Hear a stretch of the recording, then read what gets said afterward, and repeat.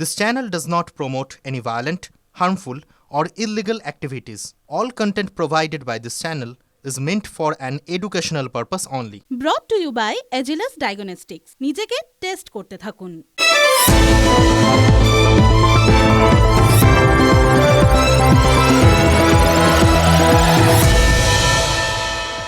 Passport জালিয়াতি রুখতে রাজ্য পুলিশের ক্ষমতা যে খুব সীমিত, আজ এক প্রকার প্রেস কনফারেন্স করে বিষয়টা পরিষ্কার করে দিলেন রাজ্য পুলিশের ডিজি রাজীব কুমার।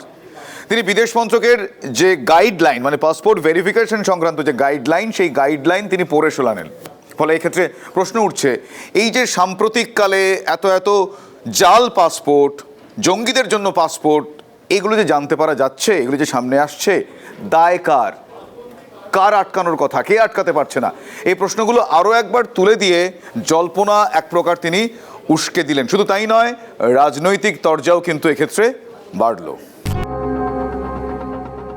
বাংলাদেশ অশান্ত হওয়ার পরেই পশ্চিমবঙ্গের নিরাপত্তা নিয়ে প্রশ্ন উঠতে শুরু করেছে।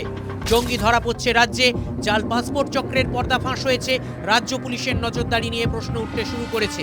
ঠিক এই সময় পাল্টা অভিযোগ করল রাজ্য পুলিশ। পাসপোর্ট ভেরিফিকেশন বিতর্ক, পুলিশের ক্ষমতা সীমিত, অভিযোগ রাজ্য পুলিশের ডিজির। রাজ্য জুড়ে জাল পাসপোর্টের রমরমা। ইতিমধ্যেই একাধিক মূল চক্রীকে গ্রেপ্তার করেছে পুলিশ, কিন্তু বিদেশ থেকে অনুপ্রবেশকারীরা এসে এখানকার পাসপোর্ট ব্যবহার করে ফেলছেন। কি করে তারা এই পাসপোর্ট পাচ্ছেন, তার জন্য মূলত পাসপোর্ট অথরিটিকেই দায়ী করছে রাজ্য পুলিশ। তাদের পরিষ্কার বক্তব্য, পুলিশের কাছে সেই এখতিয়ার নেই যেখানে তারা কোনো ব্যক্তির পাসপোর্ট ইস্যু করার আগে ঠিকানা যাচাই করতে পারে। পুলিশকে যথাসম্ভব কম গুরুত্ব দেওয়া হয়েছে বিদেশ মন্ত্রকের বেঁধে দেওয়া নিয়মে। শনিবার পাসপোর্ট আধিকারিকদের সঙ্গে বৈঠক রাজ্য পুলিশের কর্তাদের।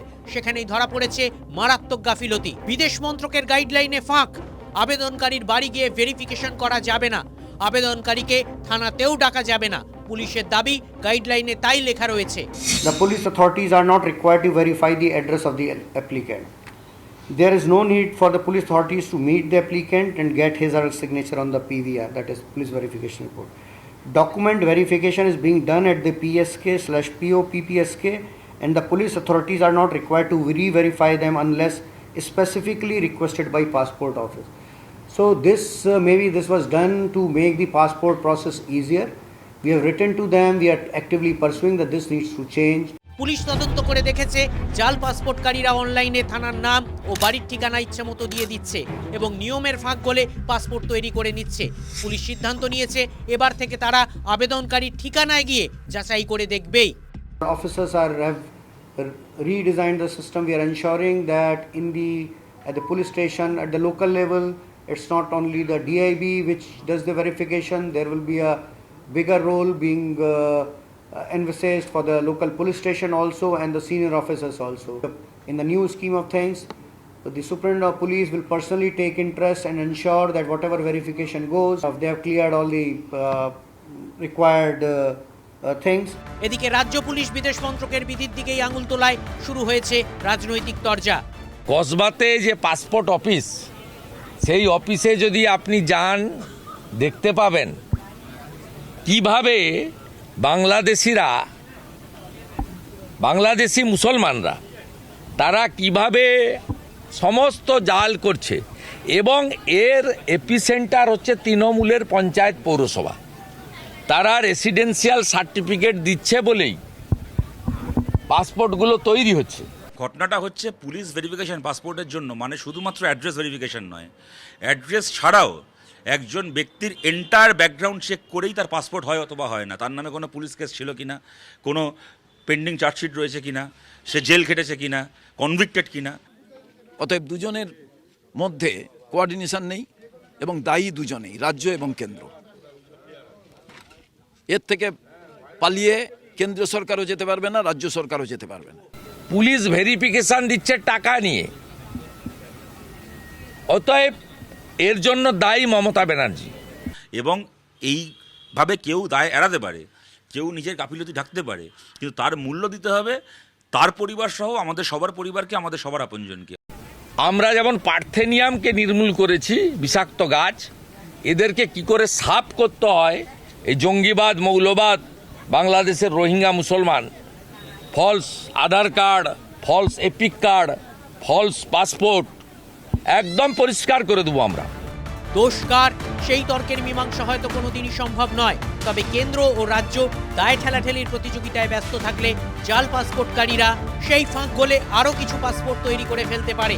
বাঁধে যে ফাটল ধরেছে তার মেরামতি যুদ্ধকালীন তৎপরতায় সেরে ফেলাটা জরুরি, ভীষণ জরুরি। সুমন মহাপাত্রের রিপোর্ট, TV9 বাংলা। পুলিশের জালে পাসপোর্ট জালিয়াতির অন্যতম মাথা মনোজ গুপ্তা, তাকে উত্তর চব্বিশ পরগনার গাইঘাটা থেকে গ্রেপ্তার করেছে পুলিশ। ওই যে মোটা টাকার বিনিময়ে জাল নথি দিয়ে পাসপোর্ট, এই চক্রটাকে নিয়ন্ত্রণ করত এই ব্যক্তি মনোজ গুপ্তা। দেখুন, এই জালে আর ঠিক কারা কারা রয়েছে সেটা তো তদন্ত সাপেক্ষ, কিন্তু এই নিয়ে পাসপোর্ট জালিয়াতি কাণ্ডে সপ্তম গ্রেপ্তার পুলিশের। মনোজ গুপ্তা অবশেষে পুলিশের জালে।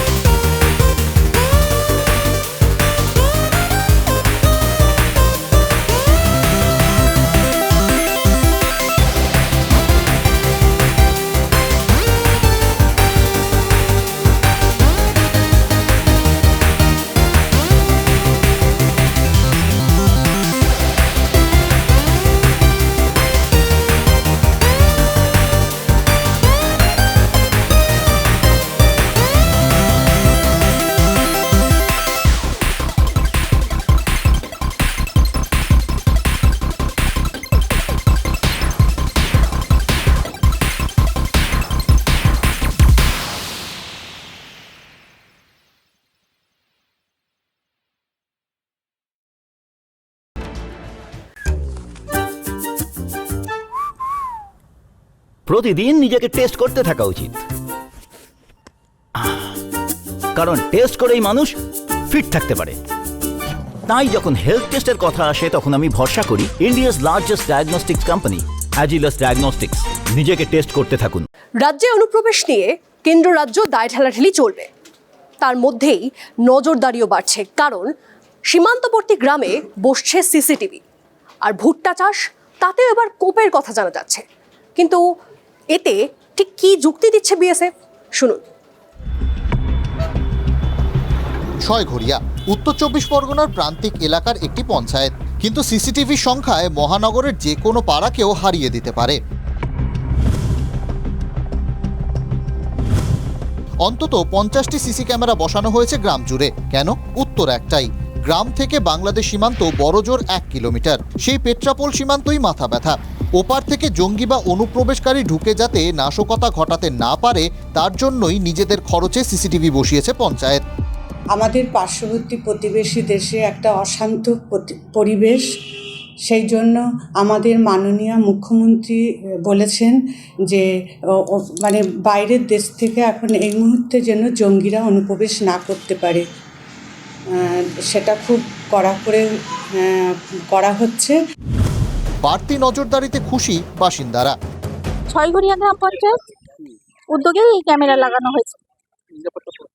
হ্যাঁ, অবশ্যই নিরাপত্তা বোধ করছি আমরা এখন। উদ্ভূত পরিস্থিতি বাংলাদেশের, তাতে শঙ্কিত আমরা, এবং এলাকার মানুষের সাথে কোনো রকম নাশকতা ঘটনা যাতে এপাশে না ঘটে তার জন্য সিসি ক্যামেরা এখানে লাগানো হয়েছে। আমরা খুব খুশি। পেট্রাপোল পুলিশ প্রশাসনের পক্ষ থেকে যে উদ্যোগটা নিয়ে আছে, যে 50টা সিসি ক্যামেরা বিভিন্ন জায়গায় দেওয়া হয়েছে, ছড়িয়ে ছিটিয়ে দেওয়া হয়েছে, এটা আমি সাধুবাদ জানাই। শুধু পেট্রাপোল নয়, বাংলাদেশ লাগোয়া সব সীমান্ত এলাকাতেই নজরদারি বাড়ছে। সীমান্ত লাগোয়া গ্রামের জন্য বিশেষ দাওয়াইও দিচ্ছে বিএসএফ। যেমন শুক্রবারই জলপাইগুড়ি সদর ব্লকের নগর বেরুবাড়ি পঞ্চায়েতে গ্রামবাসীদের সঙ্গে বৈঠক করে বিএসএফ। বেশিরভাগই কৃষক। বিএসএফ এর অ্যাসিস্ট্যান্ট কমান্ডার মনোজ কুমার বলে দিয়েছেন, আপাতত ভুট্টা চাষ করা যাবে না, কারণ 3 ফুটের উঁচু গাছ হলেই অনুপ্রবেশকারীদের লুকিয়ে ঢুকে পড়ার আশঙ্কা বাড়বে। তাই ভুট্টায় কোপ। দীপঙ্কর দাস ও নীলেশ্বর সান্যালের রিপোর্ট, TV9 বাংলা। থমথমে এলাকা, তারই মাঝে এলো মৃত্যুর সংবাদ। চম্পাহাটি বিস্ফোরণে জখম প্রৌঢ়ার মৃত্যুর খবর পাওয়া যায়। এখনো পর্যন্ত যে 2 জন আহত, তাদের চিকিৎসা চলছে হাসপাতালে। কিন্তু অভিযোগ উঠছে যে পিন্টু সর্দার বাজি তৈরির চোকর ছিলেন, তার কিন্তু বাজি তৈরির কোনো লাইসেন্স ছিল না। তারপরেও কিভাবে বাজি তৈরি করছিল সে? আজ ঘটনাস্থলে যায় প্রদেশ কংগ্রেসের একটি প্রতিনিধি দল।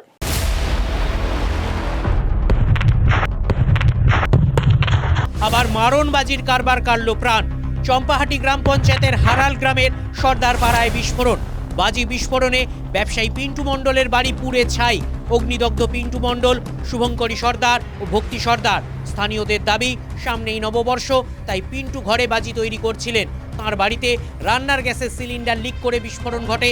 মুহূর্তে আগুন ছড়িয়ে যায় মজুত করা বাজিতে। ঘটনার পর থেকে এলাকা থমথমে। বাজি ওই চকলেট ছোট ছোট গুলি এই চাই নিয়ে দেখি না, এখানে রাস্তায় মেলে দেয় দেখতাম। আমরা কথা খুব একটা ওদের সঙ্গে বলতাম না। আপনাদের কি সবারই লাইসেন্স আছে এখানে? হ্যাঁ, কিছু কিছু মানুষের লাইসেন্স আছে। আর এখানে কি 12 মাস?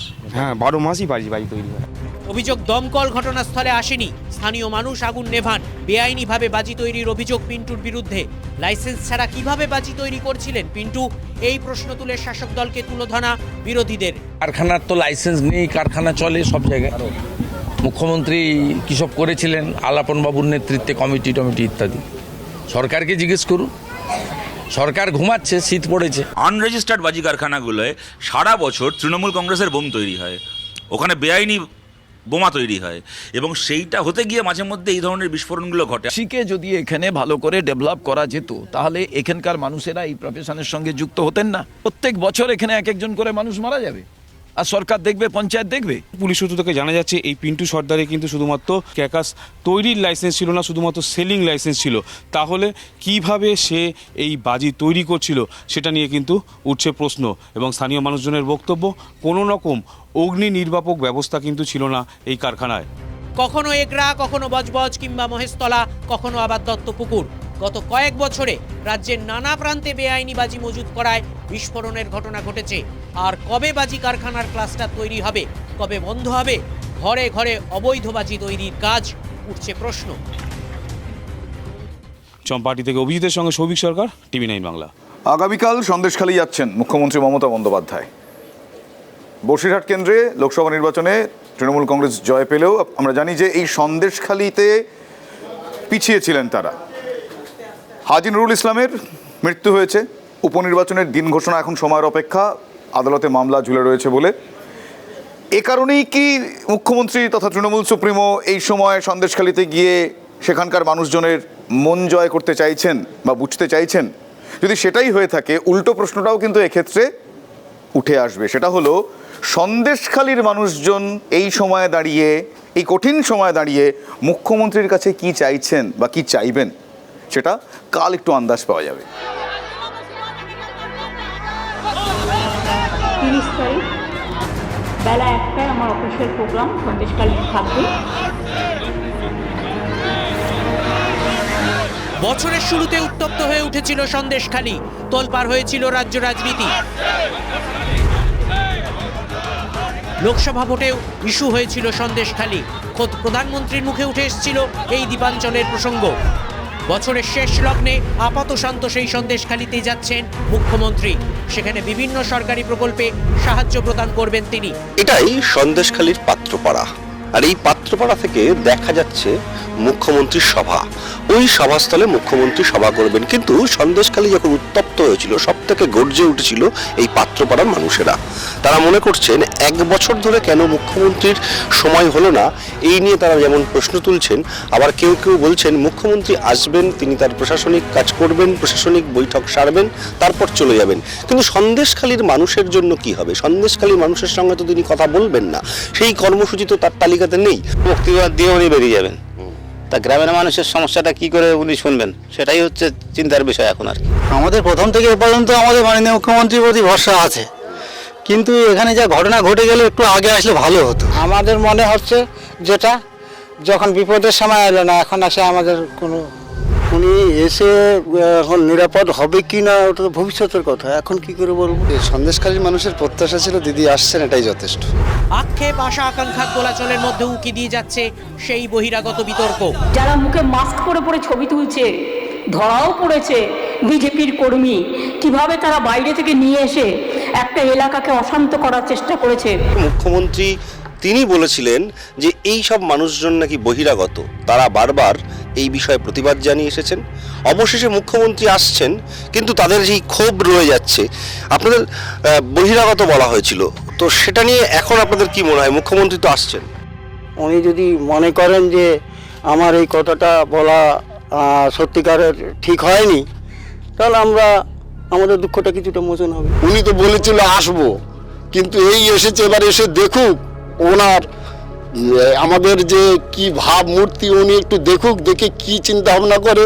উনি চিন্তা ভাবনা করবে, যেটা করবে সেটাই উনি ভালো বুঝবে, সেটাই করবে। বহিরাগত তো অনেকেই ছিলেন, শুভেন্দু অধিকারী এসে উত্তপ্ত করেছিল, এখানে বিজেপি মহিলা মোর্চার লোকরা উত্তপ্ত করেছিল। সন্দেশখালীর মানুষ তো আন্দোলন করেছিল, তাদের দাবিগুলো পূরণ করেছেন মুখ্যমন্ত্রী, জমি ফেরত দিয়েছেন। যা সমস্যা ছিল প্রতিটা পাড়ায় পাড়ায় পুলিশ ক্যাম্প করে, ডিস্ট্রিক্ট ম্যাজিস্ট্রেট তিনি ক্যাম্প করে, বিডিও তিনি ক্যাম্প করে মানুষের সমস্যার সমাধান করেছেন। ফলে কিছু বহিরাগত মানুষ ছিলেন, এতে ভুল স্বীকার করার কিছু নেই। ফেরির জন্য জমি দখল, জমি দিতে না চাইলে নোনা জল ঢুকিয়ে দেওয়া, লিজের টাকা না দেয়া, রাস্তা কেটে দেওয়ার মতো একের পর এক চাঞ্চল্যকর অভিযোগ। গ্রামে ক্যাম্প বসিয়ে সন্দেশখালীর গরিব পূর্ব মানুষগুলোর অভিযোগের সমাধানের প্রক্রিয়া শুরু করে প্রশাসন। কিন্তু তারপরও কি পরিস্থিতি বদলেছে? সন্দেশখালীর বিভিন্ন পাড়ায় গিয়ে খোঁজ নিয়েছে TV9 বাংলা। চাষের জমির কি অবস্থা? সেগুলো চাষের জমির অবস্থা ওই একই রকম আছে, এখনো বাঁধ সমান হয়নি। জলকারটা এখন আপাতত বন্ধ আছে, কিন্তু কিছু মানুষ চাষ করেছে। এবার ধান মোটামুটি হয়েছে, কিন্তু ওই সমতল না হলে কি করে হবে? সমতলটা তো বিশেষ প্রয়োজন। তারপরে আমাদের টাকা মেটেনি, এখনো জব কার্ডের টাকা মেটেনি। টাকা চাইলে পার্টি অফিসে তুলে এনে তাদের মারধর, এই হুজ্জতি বন্ধ না হওয়া পর্যন্ত আমরা শান্তি খুঁজে পাচ্ছি না। আর এইরকম যদি করতে থাকে তাহলে আমরাও এইরকম চালাতে থাকবো। এইরকম আন্দোলন চলছে। ম্যাক্সিমাম যে দাবিগুলো ছিল, কালভার্টগুলো বন্ধ করা, ফিশারিকে চাষের জমির উপযোগী করা, এইবার কিছু কিছু ভেড়ি যেগুলো অনেক আগের থেকেই হয়ে আছে, যেগুলোর বাঁধগুলো ল্যান্ড দপ্তর তারা দেখেছে এই ল্যান্ডগুলো আগের ছিল না পরের ছিল, ফলে সেগুলো একটু সময় লাগবে। আইনিগত যে প্রবলেমগুলো আছে সেগুলো দেখেই এগুলো হবে। শীতের মিঠে রোদ মাখা সন্দেশখালীতে মুখ্যমন্ত্রীর সভা, শেষ মুহূর্তের প্রস্তুতি চলছে পুরোদমে। আর মুখ্যমন্ত্রীর পরে সন্দেশখালী যাওয়ার কথা ঘোষণা করে দিয়েছেন বিরোধী দলনেতাও। এই সমস্ত কিছু নিয়েই আপাতত সন্দেশখালী সরগরম। দীপঙ্কর দাসের রিপোর্ট, TV9 বাংলা। মুখ্যমন্ত্রী মমতা বন্দ্যোপাধ্যায় তিনি সন্দেশখালী যাওয়ার আগে সরগরম রাজ্য রাজনীতি। কারণ দেখুন, মুখ্যমন্ত্রী তিনি তো সন্দেশখালী যাবেন এমনটা ঘোষণা করেছেন, আর তারপর পরই বিরোধী দলনেতা শুভেন্দু অধিকারী তিনিও ঘোষণা করেন যে তিনিও সন্দেশখালী যাবেন। কিন্তু তার আগে, মানে এই যে সন্দেশখালী যাওয়ার কথা রয়েছে মুখ্যমন্ত্রীর এবং বিরোধী দলনেতার, তার আগে তৃণমূলের অন্দরে কোন্দল প্রকাশ্যে আসছে। আবার তার পাশাপাশি আগামী নির্বাচন নিয়েও তাল ঠোকাঠুকি ইতিমধ্যে শুরু হয়ে গেছে। অর্থাৎ বুঝতেই পাচ্ছেন, তাদের যাওয়ার আগেই এবং সামনে যে নির্বাচন রয়েছে সেই নির্বাচনকে কেন্দ্র করে ইতিমধ্যেই রাজ্য রাজনীতির পারদ চড়ছে এই সন্দেশখালীকে কেন্দ্র করে। আগামী 30 তারিখ বেলা 1টায় আমার অফিসিয়াল প্রোগ্রাম সন্দেশখালীতে থাকবে। এটা হচ্ছে গভর্নমেন্টের পাবলিক ডিস্ট্রিবিউশন প্রোগ্রাম। কোনো লাভ হবে না। সন্দেশখালীতে মহিলাদের উপরে আপনার শাহজাহান যে অত্যাচার করেছে, তার ফলে লোকসভা নির্বাচনে আপনি ওখানে হেরেছেন 7000 ভোটে। কোর্টেও হারবেন রেখাপাত্রের কাছে, হাইকোর্টে রেখাপাত্রের কাছে আপনি হারবেন। এবং 7000 ভোট লিড আছে আমাদের লোকসভাতে, বিধানসভায় এটা 2-3 গুণ হবে। কিচ্ছু করতে পারবেন না, সন্দেশখালী আপনার হাতে নেই। চলতি বছরের 5ই জানুয়ারি সন্দেশখালীতে আক্রান্ত হয় কেন্দ্রীয় এজেন্সি ইডি। গা ঢাকা দেন তৃণমূল নেতা শেখ শাহজাহান। এরপরই বেনজলের স্রোতের মতো প্রকাশ্যে আসে একের পর এক অভিযোগ। তীব্র আন্দোলনে তেতে ওঠে দ্বীপাঞ্চল। এই পরিস্থিতিতে গত লোকসভা নির্বাচনে বসিরহাটে তৃণমূল প্রার্থী হাজি নুরুল ইসলাম জয়ী হন ঠিকই, কিন্তু 2021-এর বিধানসভা ভোটে তৃণমূলের জেতা সন্দেশখালীতে এবার লিড পান বিজেপির রেখাপাত্র। যে সন্দেশখালী থেকে 21-এর নির্বাচনে সুকুমার মাহাতো 70,000 ভোটে জিতেছিলেন, সেই সন্দেশখালী থেকে ভারতীয় জনতা পার্টি 7,000 লিড নিয়েছে। সংগঠন যেখানে চ্যালেঞ্জের মুখে, সেখানে গোদের ওপর বিষ ফোড়ার মতো মাথাচাড়া দিয়েছে তৃণমূলের কোন দল, সে কথা খোলাখুলি স্বীকারও করে নিচ্ছেন তৃণমূল নেতারা। দেখুন, একটা পরিবারে সবাই থাকলে, কাছাকাছি থাকলে প্রতি ফ্যামিলিতেও অশান্তি আবার ঠিক হয়ে যায়। সেরকম একটা তৃণমূল একটা বড় পরিবার, সেখানে কিছু হতে পারে, কিন্তু সব ঠিক হয়ে যাবে। ওনার দলের ভেতরে যে গোষ্ঠীদ্বন্দ্বটা শুরু হয়ে গেছে, যে অর্থ দখল, ক্ষমতা দখল, সেটাকেও ঠিক করার জন্য উনি যাচ্ছেন। এখানকার বিরোধী দল যারা আছে তারা অভিযোগ করছে মুখ্যমন্ত্রী আসছেন এখানে নাকি তৃণমূলের গোষ্ঠীদ্বন্দ্ব রয়েছে, সেটাকে সামাল দিতে। এটা কি আদৌ তাই? বিরোধীদের আসলে কিছু বলার যখন কিছু না থাকে, যখন মানুষ শূন্য হয়ে যায় তখন তারা অনেক কথা বলে, কিন্তু সেটা তো মানুষ নেয় না। আমাদের এখানে সবাই আছে। গেরুয়া ব্রিগেডের কটাক্ষ, আগামী নির্বাচনের কথা মাথায় রেখে রাজনৈতিক ড্যামেজ কন্ট্রোলেই এখন সন্দেশখালীতে তৃণমূল নেত্রীর আগমন। সন্দেশখালী একটা ভোটে একটা প্রভাব ফেলেছিল এবং সেই সময় উনি যাননি। এখন সামনে 26, নানা রকম টাকা পয়সা, লক্ষ্মীর ভাণ্ডার, বিভিন্ন ধরনের বরণডালা উনি যাচ্ছেন। পাল্টা তৃণমূল নেতৃত্ব মনে করিয়ে দিচ্ছে যে গত লোকসভা ভোটের প্রচারে গিয়ে তৃণমূল নেত্রী অবশ্য সন্দেশখালী যাওয়ার ব্যাপারে কথা দিয়েছিলেন। বসিরহাটে হাজি নুরুল যেদিন জিতবে তার কয়েকদিনের মধ্যে আমার প্রথম ভিজিট এবার সন্দেশখালী হবে। বিরোধীদের পাল্টা প্রশ্ন, লোকসভা ভোটের পর এতগুলো মাস পেরিয়ে গেলেও সন্দেশখালী যাওয়ার সময় পেলেন না মুখ্যমন্ত্রী।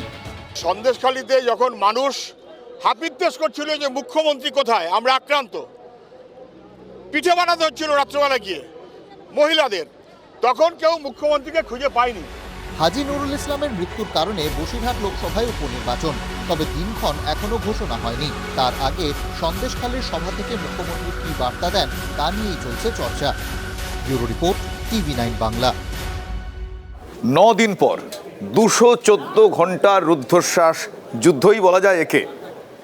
জিনাত, বাঘিনী জিনাত, কোথায় জিনাত, কোথায় জিনাত? অবশেষে বাঘে বাঘিনী। বাঁকুড়ার গোসাইডিহি জঙ্গলে নিস্তেজ অবস্থায় বনকর্মীরা তাকে উদ্ধার করেছেন। তারা বলছেন যে 4টি ঘুমপাড়ানি গুলির পর অবশেষে নিস্তেজ হয়েছে জিনাত, তাকে ধরা গিয়েছে। এলাকায় স্বস্তি।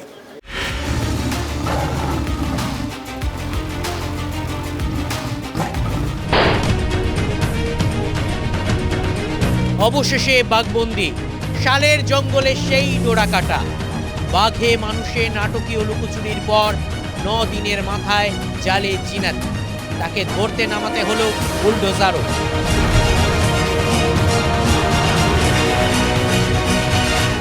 ওড়িশার সিমলিপাল রিজার্ভ ফরেস্ট থেকে যে ট্রাঙ্কুলাইজিং টিম এসেছিল সেই ট্রাঙ্কুলাইজিং টিম তারা ভেতরে প্রবেশ করেন এবং 3:58 নাগাদ ঘুমপাড়ানি গুলি করা হয় জিনাতকে, এবং সেই ঘুমপাড়ানি গুলি সরাসরি গিয়ে লাগে জিনাতের শরীরে, আর তাতেই ধীরে ধীরে শিথিল হতে শুরু করে জিনাতের শরীর। এবং তারপরই বন দপ্তরের কর্মীরা একেবারে গোসাইডির জঙ্গলে ঢুকে জিনাতকে ধরে ফেলে। দীর্ঘ প্রচেষ্টার পরে ওড়িশার শিমলিপাল থেকে বেরিয়ে আসা জিনাতের বেঙ্গল সাফারি শেষ হলো বাঁকুড়ার রানী বাঁধে। গোসাইডিহির জঙ্গলে 3 জেলা ঘুরে বনকর্মীদের কাল ঘাম ছুটিয়ে অবশেষে কাবু করা গেল বাঘিনীকে। झारखंड वेस्ट बंगाल बहुत मेहनत गया है डिपार्टमेंट स्टाफ का एंड उड़ीसा स्टाफ का भी, सबको बहुत बहुत धन्यवाद। বাঘ এখন খুব ভালো কন্ডিশন আছে, হেলদি আছে, ভেটেনারি ডাক্তার চেক করেছে, অ্যানিমাল ইজ ভেরি গুড, কোনো অসুবিধা নেই, আমরা সেফ কাস্টাডি নিয়ে যাচ্ছি। এক স্যান্ডেলে বাঘবন্দি খেলার ভিডিও পোস্ট করে মুখ্যমন্ত্রী মমতা বন্দ্যোপাধ্যায় লেখেন, বাঘিনী জিনাতকে উদ্ধার কাজ সফল, বাংলার বনকর্মীদের আন্তরিক শুভেচ্ছা জানাই। জেলা প্রশাসন, পুলিশ, পঞ্চায়েত এবং সাধারণ মানুষের অকুণ্ঠ সমর্থন এবং সহযোগিতার জন্যই উল্লেখযোগ্য প্রচেষ্টায় এই প্রক্রিয়া সফল হয়েছে। বন্যপ্রাণ সংরক্ষণের প্রতি দায়বদ্ধতা এবং দলগত প্রচেষ্টার সফল নিদর্শন। এই রাজকীয় প্রাণীটিকে আপনারা শুধু রক্ষাই করেননি, আমাদের প্রাকৃতিক ঐতিহ্যকেও অটুট রেখেছেন। এই অভূতপূর্ব কর্মকাণ্ডের জন্য আপনাদের ধন্যবাদ। ভাগ্য ভালো, বছরখানেক আগে পশ্চিম মেদিনীপুরে লালগড়ে বাঘের যে দশা হয়েছিল তা জিনাতের ক্ষেত্রে হয়নি। সফলভাবেই তাকে ধরে ব্যাঘ্র পুনর্বাসন কেন্দ্রে ফেরত পাঠাতে পেরেছেন বনকর্মীরা। গতকাল থেকেই বাঁকুড়ার যে রানীবাঁধ ব্লকের গোসাইডির জঙ্গল, সেই গোসাইডির জঙ্গলেই আস্তানা গেড়ে বসেছিল বাঘিনী জিনাত। এই মুহূর্তে দেখা যাচ্ছে যে বাঘিনী জিনাতকে কার্যত এনক্লোজার বন্দি করা হয়েছে এবং ওড়িশার সিমলিপাল টাইগার রিজার্ভের যারা কর্মী রয়েছেন তারা বাঘিনী জিনাতকে ঘুমপাড়ানি গুলিতে কাবু হওয়া বাঘিনী জিনাতকে তারা এনক্লোজারে বন্দি করেছেন এবং বন্দি করে তাকে বিশেষ একটি ভ্যান নিয়ে আসা হয়েছে। যে এ বাঘ যেহেতু খাঁচায় করে একবার তারোবাদ থেকে শিমলিপাল এসে পৌঁছেছে, তার খাঁচা জিনিসটা কি, খাঁচা কতটা তার কাছে ভয়াবহ বা একটা জিনিস বা একটা বদ্ধ জিনিস, সেই অভিজ্ঞতাটা তার ছিল। সেই কারণেই সে যখনই খাঁচা দেখেছে খাঁচাকে অ্যাভয়েড করে গেছে। উড়িষ্যার বন দপ্তরের ভয়ানক গাফিলতি এর আগেও দেখা গেছে। ওদের সাতকোশিয়াতে 2টি টাইগার নিয়ে একটিকে মেরে ফেলেছিল, একটিকে ফেরত নিয়ে যায় বন দপ্তর। এখানেও দেখা গেছে একটা কলার টাইগার, সে এতটা পথ চলে এলো, তারপর তাদের হুঁশ ফিরল, যার রেগুলার মনিটরিং করতে হয়। ট্র্যাঙ্কুলাইজড হওয়ার পরে জিনাত আপাতত নিস্তেজ, তবে দ্রুত তাকে অ্যান্টিডোট দিয়ে ফিরিয়ে আনা হবে আগের অবস্থায়। It is a very natural process for any wild animal. ওরা অনেক সময় কোনো না কোনো কারণে তারা কিন্তু তার নিজের হ্যাবিটেট থেকে they look for a second habitat. Bankura থেকে ক্যামেরায় বুধন কর্মকারের সঙ্গে হীরক মুখার্জি, TV9 বাংলা। এবার থেকে প্রাথমিকের সেমেস্টার ইতিমধ্যেই রাজ্য সরকার তা ঘোষণা করে দিয়েছে, কিন্তু প্রশ্ন হচ্ছে বর্তমানে এই রাজ্যের প্রাইমারি স্কুলগুলির যা অবস্থা, সেখানে দাঁড়িয়ে এই সেমেস্টার কি আদৌ সম্ভব? কোনো স্কুলে শিক্ষক নেই, তো কোনো স্কুলে আবার হাতে গোনা গুটিকয় স্টুডেন্ট। সেই জায়গায় দাঁড়িয়ে কিভাবে কার্যকরী হবে এই সেমেস্টার পদ্ধতি? কোথাও কম্পিউটার নেই, তো কোথাও আবার অন্য কোনো পরিকাঠামোর অভাব। এই জায়গায় দাঁড়িয়ে TV9 বাংলার ক্যামেরা পৌঁছে গিয়েছিল জেলার TV9 বাংলা। অকল্পনীয় ঠান্ডায় কার্যত জমে গিয়েছে কাশ্মীর। হিমাঙ্কের নিচে বেশিরভাগ জায়গার তাপমাত্রা। আমরা জানি যে শহর কলকাতা হোক বা দেশের বিভিন্ন প্রান্ত থেকে শীতের মরশুমে বহু পর্যটক ভিড় জমান কাশ্মীর উপত্যকায়, কিন্তু এবছর ঠান্ডার প্রকোপে বিভিন্ন টুরিস্ট স্পটে আটকে পড়ছেন এই পর্যটকরা। তাদের উদ্ধারের কাজে একদিকে যেমন স্থানীয় বাসিন্দারা হাত লাগিয়েছেন, সেনা হাত লাগিয়েছে, সেই রকমই কিন্তু বাড়ির দরজাও খুলে দিচ্ছেন সেখানকার স্থানীয় লোকজন। ধর্ম বর্ণ নির্বিশেষে অনেকেই আশ্রয় নিচ্ছেন স্থানীয় মসজিদে।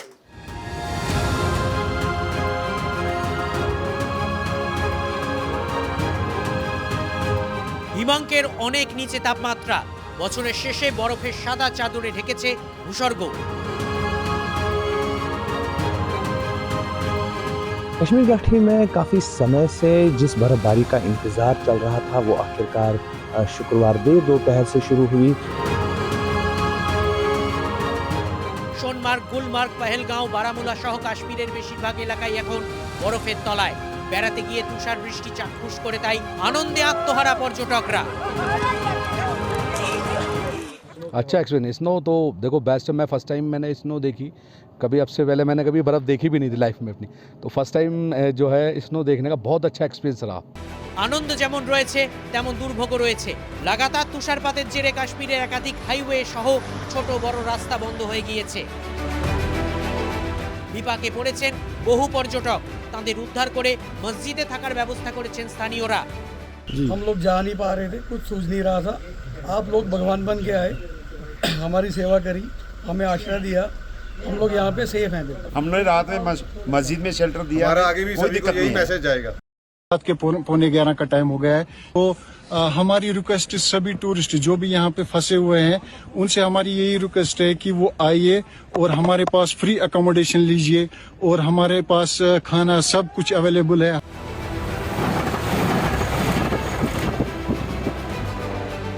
যে কোনো পরিস্থিতিতে পর্যটকদের পাশে থাকার আশ্বাস দিচ্ছেন কাশ্মীরের বাসিন্দারা। দুর্ভোগের সময় কাশ্মীরের বাসিন্দারা দরাজ হাতে পর্যটকদের আগলে রেখেছেন। কাশ্মীরের বাসিন্দা প্রাক্তন ফুটবলার মেহরাজ উদ্দিন ওয়াডু ও ইশফাক আহমেদ অভয় দিয়ে বলেছেন, टूरिस्ट को वहाँ पे लोगों ने अपने घर में रखा है, वो एक अच्छी चीज लोगों ने दिखाई वहाँ पे कश्मीर में, जो हमेशा हम दिखाते हैं कि हॉस्पिटैलिटी कश्मीर की तो एक अच्छी रहती है। अभी तो सब कुछ ठीक है। जब बर्फ हुई थी तब थोड़ी बहुत मुश्किलात हुई थी क्योंकि रास्ते बंद हुए थे, लेकिन गवर्नमेंट ने जल्दी जल्दी सड़कें क्लियर की। প্রতিবারের মতো এবারও রাস্তার বরফ সরাতে হাত লাগিয়েছে সেনা। চলছে পর্যটকদের উদ্ধার কাজও। সরেজমিনে পরিস্থিতি খতিয়ে দেখছেন জম্মু কাশ্মীরের মুখ্যমন্ত্রী ওমর আব্দুল্লাহ। वहीं पे मौसम विभाग का कहना है कि 2 दिन के अंतराल के बाद फिर से कश्मीर घाटी में हल्की बर्फबारी हो सकती है, जिसको देखते हुए पर्यटकों की नए साल पर दस्तक या आगाज इस बर्फबारी को कह सकते हैं। TV9 বাংলা।